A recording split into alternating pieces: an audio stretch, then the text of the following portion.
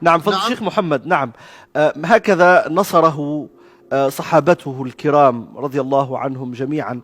والسؤال نحن الآن كيف ننصره؟ كيف ننصر النبي صلى الله عليه وسلم في مثل هذا الوقت الذي يسب فيه النبي صلى الله عليه وسلم ويعتدى عليه بالسب والشتم وعلى عرضه وعلى أم المؤمنين عائشة رضي الله عنها؟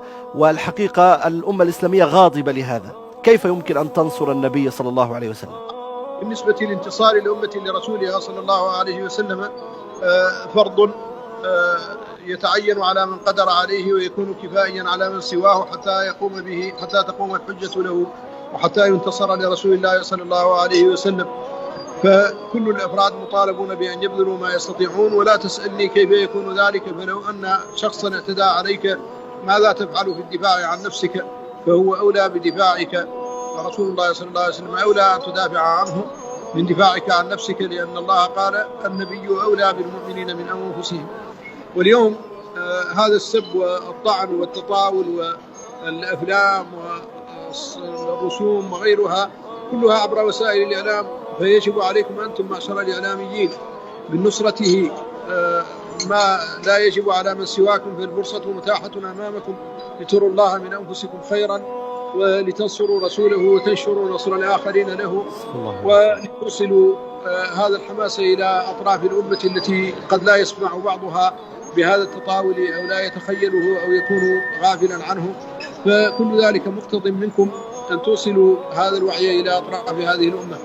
هذه الأمة هي المنتفعة بنصرة النبي صلى الله عليه وسلم، فهي محتاجة إلى النصرة الآن حاجة شديدة. والله تعهد لمن نصره بأن ينصره، وقد قال الله تعالى ولينصرن الله من ينصره إن الله لقوي عزيز. وقال تعالى يا أيها الذين آمنوا إن تنصروا الله ينصركم ويثبت أقدامكم.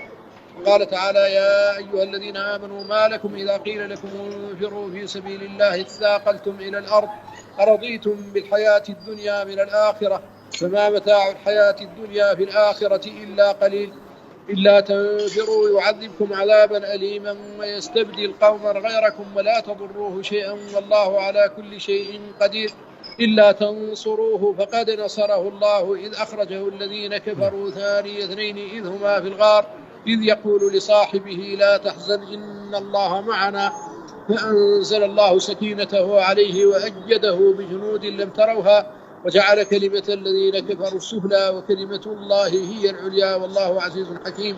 انفروا خفافا وثقالا وجاهدوا بأموالكم وأنفسكم في سبيل الله ذلكم خير لكم إن كنتم تعلمون. والنصرة الرسول صلى الله عليه وسلم في هذا الوقت هي المخرج لهذه الأمة مما هي فيه من التردي والوحد. نعم. لأن الله تعهد بنصر من نصره ومن نصر رسوله، وبين أن من نصر النبي صلى الله عليه وسلم فسينصره الله. ولذلك نادانا هذا النداء الكريم فقال إلا تنصروه فقد نصره الله إذ أخرجه الذين كفروا ثاني اثنين إذ هما في الغار إذ يقول لصاحبه لا تحزن إن الله معنا. فمن أراد أن ينصره الله وما النصر إلا من عند الله فلينصر محمد نعم. صلى الله عليه وسلم. صلى الله عليه وسلم.